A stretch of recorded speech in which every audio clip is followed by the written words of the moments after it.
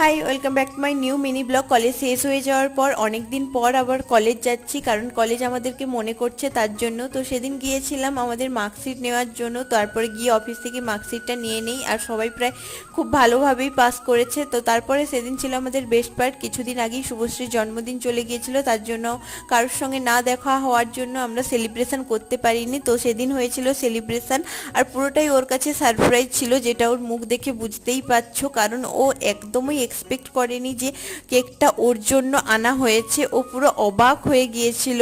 তো তারপরে আমরা সবাই মিলে ওকে গিফটটা দিয়ে দিই, আর যেটা নিতে ও খুব ভয় পাচ্ছে, কারণ আমাদেরকে একটু বিশ্বাস করে না যে আমরা ওটার ভিতরে কি দিয়ে দেব।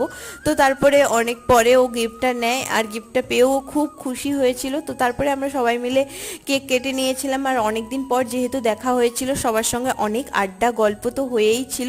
তো আজকের ভিডিওটা এই পর্যন্ত। নেক্সট পার্ট খুব তাড়াতাড়ি